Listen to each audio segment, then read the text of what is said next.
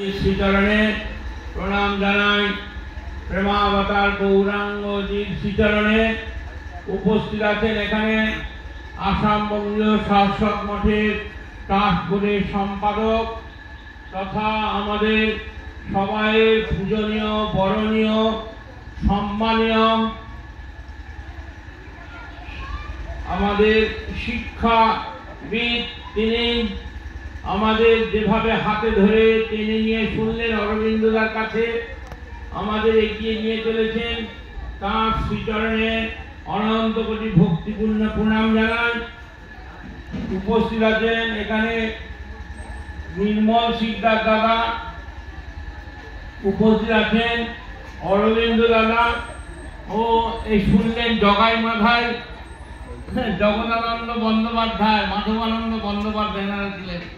এনারাই বিরাট এত বড় ঠাকুরের যিনি ভক্ত সব আছেন ও বিভিন্ন জেলার জেলা সদস্য ও অর্ধেন্দুদা, বেনেপাড়া শাসক সঙ্গের সভ্যবৃন্দ, আগত বহিরাগত ভক্তমণ্ডলী, সাধু সজ্জন মণ্ডলী, জগজ্জন অংশ সম্ভূতা মায়েরা ও ছোট ছোট কচি গোপাল বালকগণ, শিশুরা, সবাইকে আমার যথাযোগ্য স্থানে শ্রদ্ধা, সম্মান, প্রীতি, শুভেচ্ছা ও আন্তরিক জয়গুরু প্রীতি সম্ভাষণ জানাই।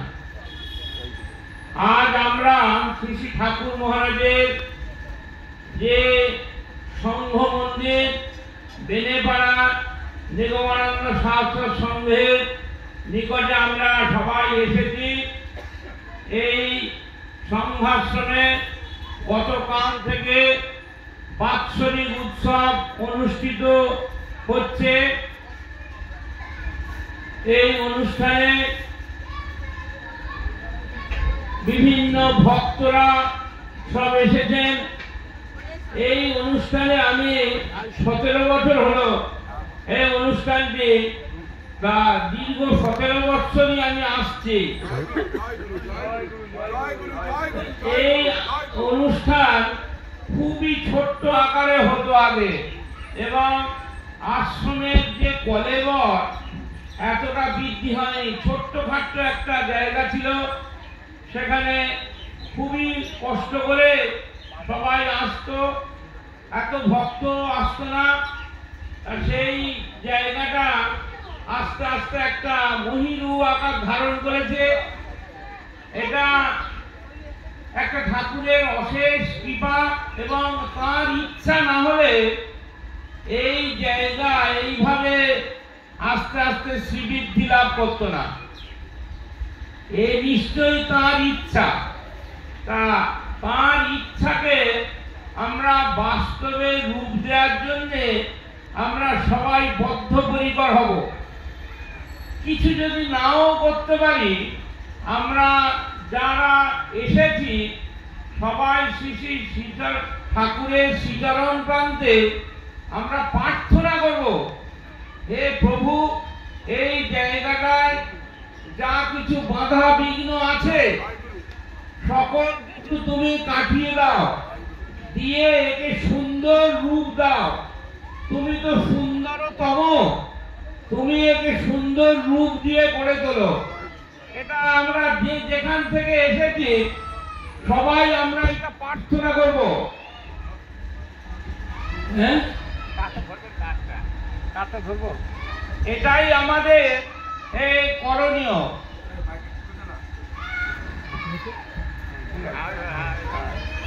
আর এইটা আমাদের করণীয়।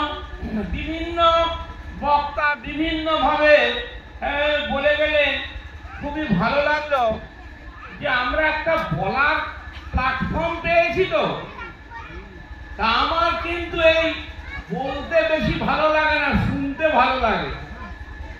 বহুজন বক্তা, বহুজন হবে, আমি শুধু শুনবো। কেন? ঠাকুরের কথা শুনতে খুব ভালো লাগে। তা এখন যেহেতু মহারাজের নির্দেশ, তাই 2-4 কথা, বেশি কথা বলার কেন না, দেরি হয়ে গেছে অনেক। এরপরে ভোগারতি আছে, ঠাকুরের ভোগ নিবেদন আছে। সেই বলবো যে সর্বোপরি এই যে উৎসব হচ্ছে, এই উৎসবের মূল লক্ষ্য কি, এর উদ্দেশ্য কি, কেনই বা এই উৎসব আমরা সবাই এসেছি?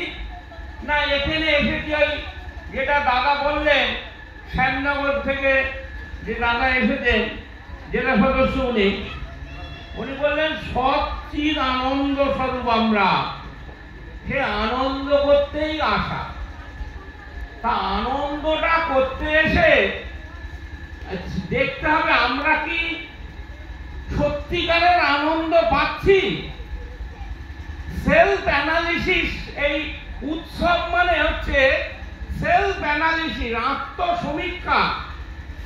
যদি আমি সত্যি আনন্দ না পাই তাহলে আমার এখানে আসা আর না আসা একই অবস্থা এসে যাবে। আমরা মানুষ, বহু জন্মের পুণ্য ফলে তবে মানুষ দেহ আমরা ধারণ করেছি। মানুষের কি উদ্দেশ্য, আমরা সেই উদ্দেশ্যটাকে ফুলফিল করছি কিনা, বা এই যে এত কষ্ট করে কতিপয়জন এরা এই প্রতিষ্ঠানটাকে আস্তে আস্তে এগিয়ে নিয়ে যাচ্ছে, সেই প্রতিষ্ঠানটা এগিয়ে নিয়ে যাওয়ার পথে আমি কতটুকু সাহায্য করছি, কতটুকু কায়িক বাচিক মানসিক ভাবে তাদের পাশে আছি, সেটাই হলো এই উৎসবের মূল লক্ষ্য। সেলফ অ্যানালিসিস, আত্মসমীক্ষা। এই আত্মসমীক্ষা না যদি জাগে তাহলে এই উৎসব অনুষ্ঠিত হচ্ছে যে সে আনন্দটা আর উপভোগ করতে পারবো না।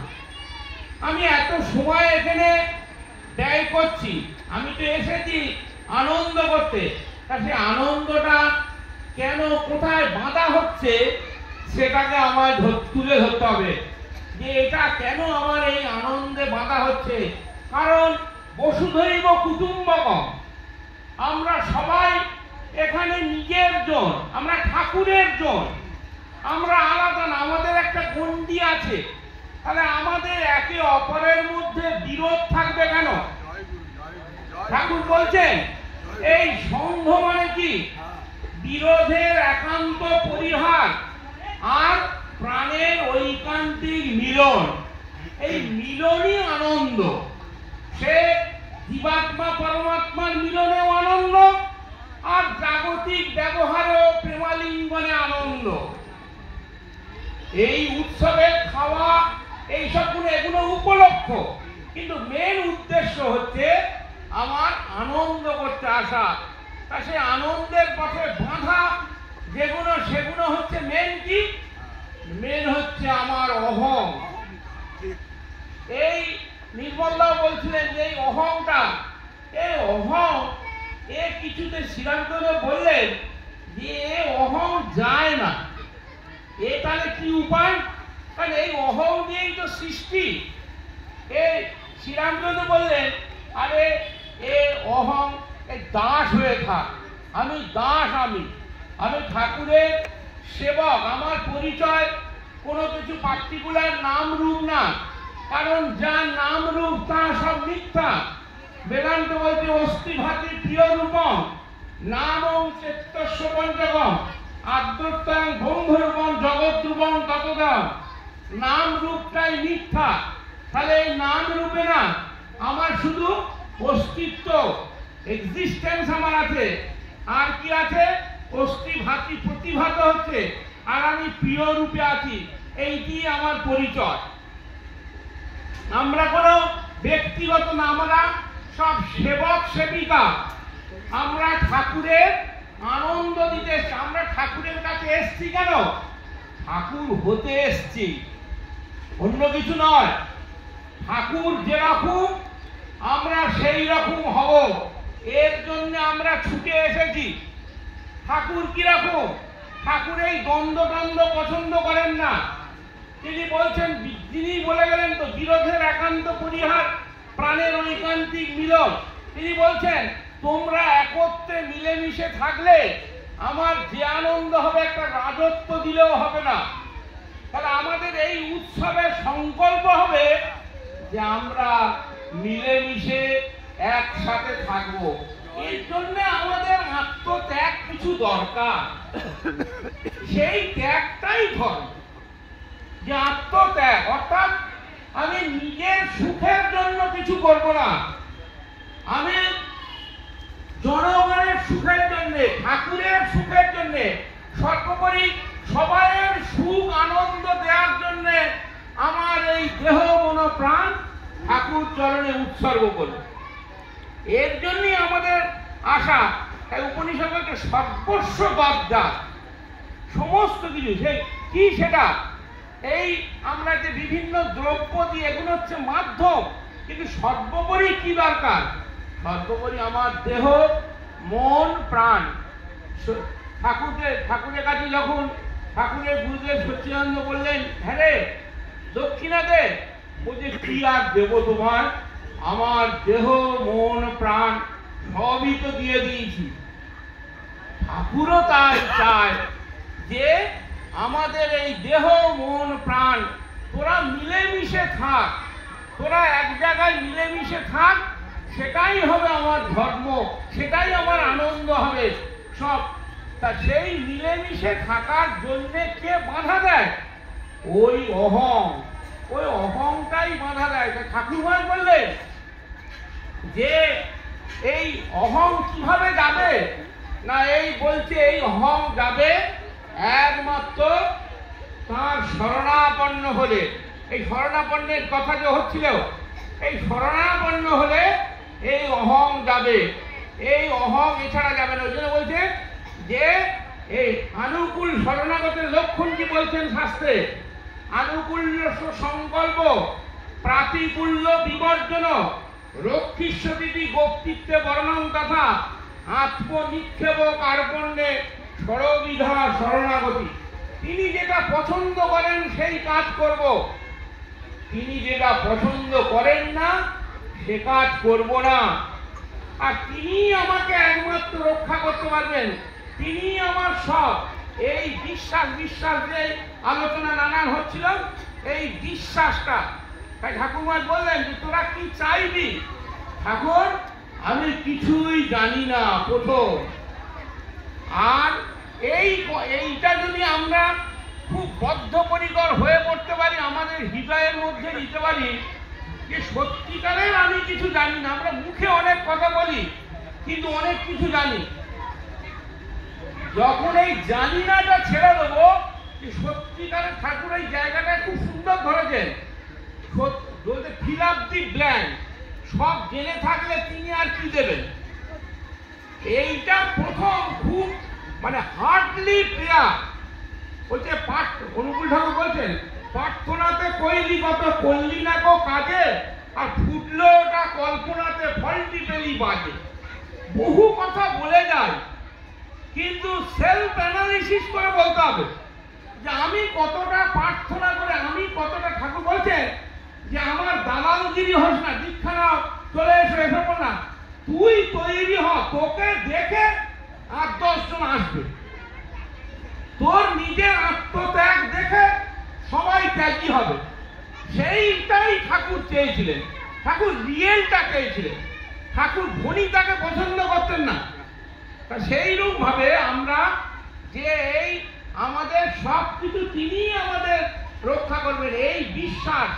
এই ঠাকুর বলছেন আমি কিছুই জানি না প্রথম বলবি, আর তোমার প্রতি বিশ্বাস হোক, নির্ভরতা হোক।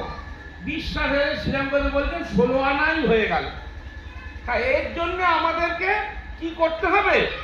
নিয়ত অভ্যাস করতে হবে। আর কি করতে হবে? মহৎ কৃপৈব ভগবৎ কৃপা লেশাদ্বা, মহতের সঙ্গ করতে হবে। ধর্ম এমন একটা জিনিস, বলছে ধর্ম নেই মালায় ঝোলায়, ধর্ম নেই এই বেশভূষায়। ধর্ম হচ্ছে, সিদ্ধানন্দ মহারাজ বলতেন, ধর্ম হচ্ছে মর্মের শোধন। তাই আমাদের কি করতে হবে? আমাদেরকে তীব্র প্রার্থনা। ঠাকুর বলছেন প্রার্থনার দ্বারায় ব্রহ্ম আত্মা ভগবান লাভ হয়, আর প্রার্থনার দ্বারায় তোরা আমাকে লাভ করতে পারবি না। প্রার্থনার দ্বারা সর্বার্থ সিদ্ধি হয়, সেই তীব্র প্রার্থনা। তাই ঠাকুর বলে গেলেন, তোমাদের কিরকম সাধনা? না তোমাদের সাধনা একালব্যের মতো। একালব্য যেরকম গুরুদেব দ্রোণাচার্যকে প্রতিষ্ঠা করে প্রাণ প্রতিষ্ঠা করেছিলেন, আমরা ওই ফটোর মধ্যে প্রাণ প্রতিষ্ঠা করব, নিজেদের প্রাণকে উৎপাটিত করে। সেই প্রাণ, সেই ঠাকুর চেয়েছিলেন তোমরা আমাকে ভালোবাসো, তবে কেউ নিজেকে হারিয়ে নয়। তিনি চাইছেন তোমরা নিজেকে হারিয়ে দাও। এই গঙ্গা নদী যেরকম সমুদ্রে গিয়ে পড়ছে, আমাদেরও সেই একটা বুভুক্ষু থাকবে যে আমরা ঠাকুরের কাছে গিয়ে সেই জায়গায় যাব। এর জন্য তীব্র একটা বৈরাগ্য থাকবে, বিষয়ে বিরাগ থাকবে, ভগবানের অনুরাগ থাকবে, তবে উৎসবের সার্থকতা। আর এই অহং এ কিসে যাবে? এই নিয়ত ঠাকুরের কাছে অভ্যাস। আর মোহত কি? মোহতের জন্য সম্ভবত মোহতকে না, যে ঠাকুরময় হয়ে আছেন তার সাথে সঙ্গ করা নিয়ত, তার কথা শোনা। তদ্বৃদ্ধি প্রণিপাতেন পরিপ্রশ্নেন সেবয়া উপদেশন্তে জ্ঞানেনও তত্ত্বদর্শনম। তার কাছে প্রণিপাত হতে হবে। ধর্ম হচ্ছে হাম্বলনেস, মডেস্টি যদি না থাকে, ধর্মের কোনো জ্ঞান কিছুই আসবে না। মুখে বলা সার হবে, ও হাওয়ায় উড়ে যাবে। ধর্ম হচ্ছে মর্মের শোধন, যে আমি কতটা উপলব্ধি করতে পেরেছি, আমি কি ঠাকুরকে বুঝতে পেরেছি, জানতে পেরেছি। যদি বুঝতেই পারি, জানতে পারি, সব কিছু মেনে নেব। কেন জানবো? সব ঠাকুরের ইচ্ছায় হচ্ছে। এ মুখে বলি কিন্তু মেনে নিতে পারি না। কেন না? ওই ধর্ম মুখে বলে দিই, কিন্তু না, ঠাকুর বলছে মন মুখ এক করতে হবে। যে আমি যেটা মুখে বললাম সেটা আমি বাস্তবে রূপায়িত করব। সেই জন্যেই আমরা এখানে এসেছি। Self analysis, আত্মসমীক্ষা। আর এই মোহতের সঙ্গ ভাগবত বলছে কি করে করবেন? না অমায়া অনুর্বৃত্তা সন্ততা, অকপট ভাবে মোহতের সঙ্গ করতে হবে। খুব র্যাপিডলি প্রজ্ঞের ধর্মে খুব কত বলছে যোগকর্ম সুকৌশলম। এই ধর্ম বলছে তুমি পড়াশোনা করে এগুলো বিশেষ কিছু ফায়দা করতে পারবে না। মোহতের সঙ্গ যদি করো, এই গীতা ভাগবত এইগুলো নিজে পড়ে খুব একটা অধিগত করতে হবে, সামান্য অধিগত করতে পারবে, সামান্য জ্ঞান আসবে, কিন্তু বিশেষ জ্ঞান আসবে না। ওই ওটা কাজ বলছে গুরুমুখী বেদা গুরুমুখী নাদা। গুরুর মুখ থেকে ওগুলো যত তাড়াতাড়ি শুনবে, যত অধিগত হবে। আর ওর নিজে আমি নিজে করে নেবো, তোর আমি সঙ্গে যাবো না, ওর নিজে আমি সঙ্গ করবো, হবে না। কলিকাল অশেষ দোষের কারণ। সেই জন্যে ধর্ম হচ্ছে এক মোহতের জন সঙ্গ করে গুরুমুখী বেদা। আমি এই হালিশহরে যখন ছিলাম, বড় পূর্ণিমাশায় পড়তে যেতাম উপনিষদ, কিছুতে একটা শ্লোক মুখস্থ হচ্ছে না, গিয়ে বললাম, উনি সেই শ্লোকটা বলেই দিলেন মুখস্থ। বলার পরে যখন রুমে এলাম, এসে একবার পড়লাম, হয়ে গেল। এমন এই ধর্ম শ্রুতি, তাই বলছে শ্রুতি শুনে শুনে এই ধর্মটা খুব তাড়াতাড়ি শিখো। কেউ কার মুখ থেকে শুনবে? যিনি এটা অধিগত করেছেন তার কাছ থেকে এটা শুনতে হবে। এটা হচ্ছে সম্পূর্ণ রিয়েলাইজ। বিবেকানন্দ বলছে রিলিজিয়াস রিয়েলাইজেশন, ধর্ম উপলব্ধি ব্যাপার। কিরম আনন্দ বলে বোঝানো যায় না। রসগোল্লা কিরম আনন্দ, বোবাকে জিজ্ঞাসা করেছে, বলছে ওই খুব সুন্দর। সে বোবা মুখেই বলতে। তাই এই আনন্দ মুখে বলা যায় না, অনির্বচনীয়, অবর্ণনীয়, অলেখনীয় সে আনন্দ। সেই আনন্দ আমাদের সবাইয়ের মধ্যে আছে। কেন না? ব্রহ্ম সৃষ্টি হয়ে তৎসৃষ্ট ত্রদেবা অনুপ্রাবিশৎ, সমস্ত সবাইয়ের মধ্যে তিনি ঈশ্বর সর্বভূতানাং হৃদয়ে অর্জুনে তিষ্ঠতি ব্রাহ্মণ সর্বযন্ত্র, সবাইয়ের মধ্যে সেই ঠাকুর নিগমানন্দ আছেন। যেদিন জানতে পারবো আমার মধ্যে ঠাকুর আছেন আর আমি দ্বন্দ্ব করবো না, আমি কাড়াকাড়ি করব না, টানাটানি করব না, আমি সব ছেড়ে দেবো। কেন?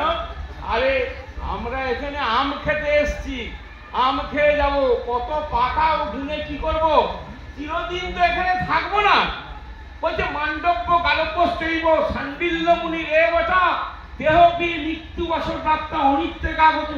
আমরা চিরদিন এখানে থাকবো না, দেহ চিরদিন থাকেনি। আমরা ভাবছি না আমরা চিরদিন থাকবো, তাই আঁকড়ে পাঁকড়ে ধরে আছি। কিন্তু না, ওই যে আসবে ওই এক মুষ্টি শুধু ছাই।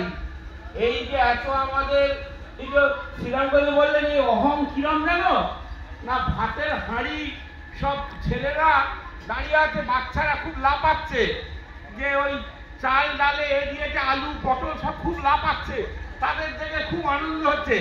আর যেই জালটা চেনে নিল আর ফোটা মনে হয় আমাদেরও তাই, আমরা যে এই করছি কিছুই না।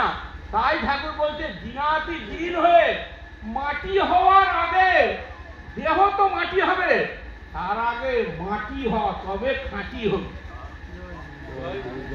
এ হচ্ছে নিগমানন্দ দর্শন। নিগমানন্দ এত সাধনা করে ভগবান নির্ভরতা দেখিয়ে গেছেন বারবার। তিনি বলেননি এই সাধনা করো, যোগ সাধনা করো, তন্ত্র সাধনা করো, শুধু অহং অহং আসে। ঠাকুর বললেন যা কিছু হয়েছে আমার সব গুরুকে ভালোবেসে, তাই এই ভালোবাসাই সার। এরকম এই অভিনবত্ব আমার তো মনে হয় অন্যান্য কেহ আনতে পেরেছে কিনা জানি না, এমন সদ্গুরু যে তোমরা শুধু ভালোবাসার দ্বারা আমাকে লাভ করতে হবে। সেই ভালোবাসাটা আমি বলেছিলাম, এই ভালোবাসাটা কি জানো, বাসাটাকে ভালো করা, এই চিত্ত শুদ্ধি। এই বাসাটা সব নানান কিছু ওই হিংসা, ক্রোধ, লোভ, আমার আমার আমার এই করে বাসাটাকে আমরা অপবিত্র করে ফেলেছি। তা না হলে সেই বাসায় তিনি আছেন, এইগুলো সরিয়ে সরিয়ে প্রেম, মৈত্রী, ভালোবাসা, নিরহংকারী, নিরভিমানী এই সব দিয়ে এই বাসাটাকে সুন্দর করতে পারলে ওই বাসাই এখানে তিনি আরতি দেখবে, বসে থাকবে, সব তিনি করবেন। ওই নিগমানন্দ রূপে প্রতি আত্মা ওই গুরু রেখ, ওই তোমার সেই এক নিগমানন্দ স্থলে শত নিগমানন্দ তখনই হবে। তখন আর কোনো আনন্দ ছাড়া কিছু নেই, তখনই হবে পূর্ণ আনন্দ। সেই আনন্দের জন্যেই আমাদের ছুটে আসা।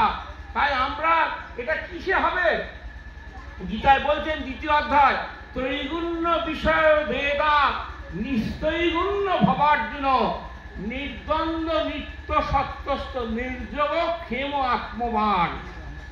ত্রৈগুণ্য বিষয় বেদা নিস্তৈগুণ্য ভবার্জুন।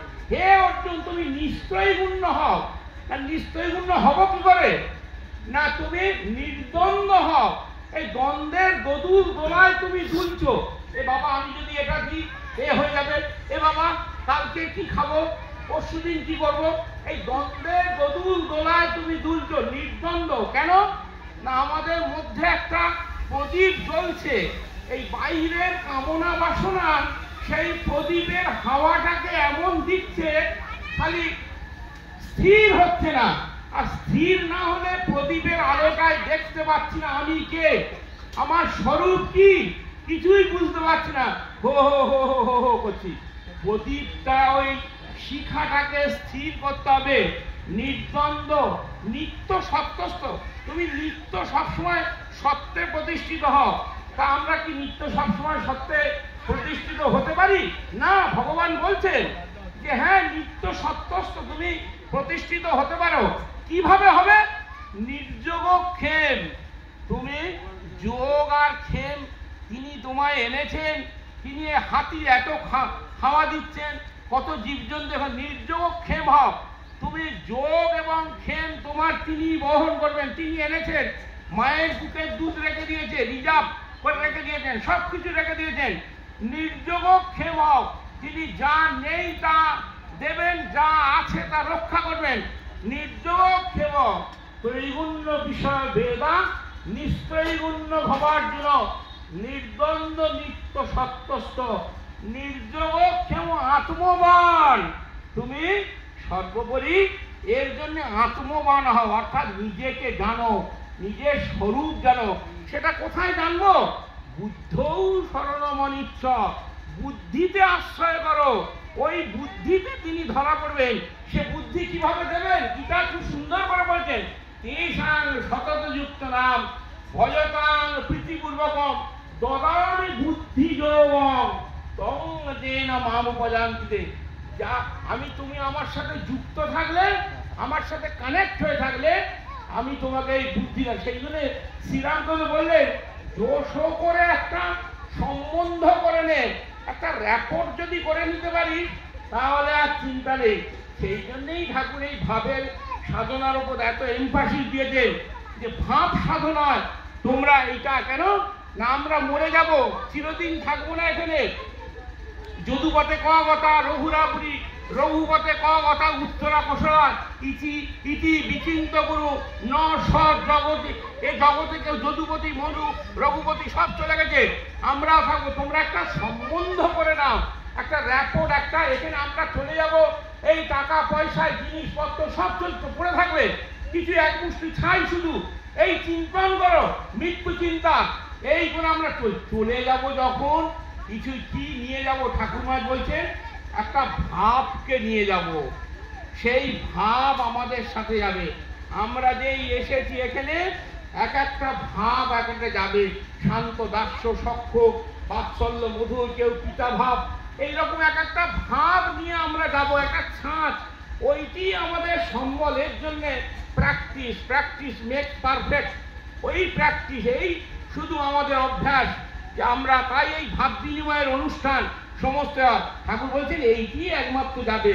আর এই যখন এসে যাবে, আর এই কোনো দ্বন্দ্ব নির্দ্বন্দ্ব হয়ে যাবে, তখন নিজেকে জানতে পারবে যে আরে আমি বা কে। ঠাকুর এক, যখন হনুমানজি প্রথমে দাস ভাবে সাধনা করছেন, হনুমানজিকে জিজ্ঞেস করছেন তোমার এখন কিরম ভাব মনে হচ্ছে? বলছে তত্ত্বত যখন আমি থাকি তখন দেখি আমি রামচন্দ্র, ও আমার মধ্যেই আমি রামচন্দ্র হয়ে গেছি। তা আমরা এই ঠাকুর নিগমানন্দের এই চিন্তন করতে করতে ঠাকুর নিগমানন্দ হয়ে যাব। এই হলো গৌরাঙ্গের পথ, শঙ্করের মত, অর্থাৎ ভক্তি পথে সবাইয়ের মধ্যে সেই ভক্তি আছে। এই ভক্তি পথে এই অদ্বৈত বেদান্ত জ্ঞান লাভ, অর্থাৎ চিনি কতদিন খাবে? চিনি হয়ে যাওয়া। এই হলো রাধা কৃষ্ণ, গুরু শিষ্য রাধা কৃষ্ণের, রাধা ভগবানের চিন্তন করতে করতে ভগবান হয়ে গেছেন, আর কোনো আলাদা সত্তা নেই। আমরা এরকম গঙ্গা, যমুনা, ভাগীরথী সব নানান নাম নিয়েছি, ওই সমুদ্রে গিয়ে, নিগম সমুদ্রে গিয়ে আমরা পড়বো। আমাদের এই জন্যে সব সময় ঠাকুর তোমার পানে, তোমার পানে, তোমার পানে আমরা ছুটবো। এই আমাদের সাধনা, আর কিছু সাধনা নেই। শুধু বালানাম রোদনং বলম, বালক যেরাম ওই বলছিলেন হাত ধরে বিড়াল ছানা, বালক যেরাম শুধু ছোটে, বালক শুধু বালকের মতো রোদন ঠাকুরের কাছে, হে প্রভু আমার অজ্ঞান তুমি নাশ করো, আমি এই খারাপ। ঠাকুর বলছেন তোমরা প্রার্থনা করো, প্রার্থনার দ্বারাই সব লাভ। আমি খারাপ, আমাকে ঠাকুর তুমি ভালো করো, তুমিই তো বলো তো মানুষ করবো, তোরা যত পচা গলা ঘষা সব এসছিস, তা আগে আমি ভালো হব। এইটা আগে এসে উৎসবে সংকল্প করতে হবে যে আমি আমার মধ্যে যত ব্রুট গুণ আছে আমি বুদ্ধিস্টে যাব। বিবেকানন্দ বললেন যে এই religion is not a journey from Calcutta to Kedarnath, it is journey from brute man to Buddhist man. আমি এখানে এসেছি আমার বুদ্ধিস্ট অবস্থা, আমার সেই অহিংসা, সত্য, ত্যাগ, তিতিক্ষা, এইসবের কালেক্ট করতে আমি এসেছি। কিসের দ্বারা? না এই ভক্তি পথে অদ্বৈত বেদান্ত জ্ঞান। তখন শুধু আনন্দ, তখনই হবে পূর্ণ আনন্দ আর আনন্দ। তাই আমরা এই ঠাকুর মহারাজের কাছে এসছি এই কারণে। তাই সবাইকে আমি প্রার্থনা করব যে তোমরা সবাই প্রার্থনা করো ঠাকুর এইটা সুন্দর করে এই বেনেপাড়া শাস্ত্র সংঘের সঙ্গ মন্দির যাতে সুন্দর করে গড়ে ওঠে। যারা এই নানান আশপাশ নানান সব দ্বন্দ্ব আছে, মিটে গিয়ে একটা সুন্দর রূপ নেয়, সুন্দর কলেবর তৈরি হয়। আরো আরো আরো তোমার জিনিস সুন্দর হয়ে উঠুক, তখনই আমরা আরো পূর্ণ আনন্দ পাবো, পূর্ণ শান্তি পাবো। এর জন্যই আমাদের ছুটে আসা। তাই যা হয়ে গেছে হয়ে গেছে, আমরা এখন নতুন করে আমরা জীবন গড়ব, তার জন্য আমরা এখানে সংকল্প করতে এসেছি। তাই কবিগুরু বলছেন, অতীতের কথা ভাবিয়া পথিক করিও না চলা বন্ধ, মোহের বসন বাঁধিয়া নয়নে হইও না তুমি অন্ধ। সম্মুখে তোমার দীর্ঘ সরণী, স্মরণ করি সে চরণ ধরণী, নির্ভর করি নির্ভয় জিতে চলি যাও সব দ্বন্দ্ব। জীবনে তোমার নামিয়ে আসুক বিরতিবিহীন ছন্দ। জয় গুরু, জয় গুরু।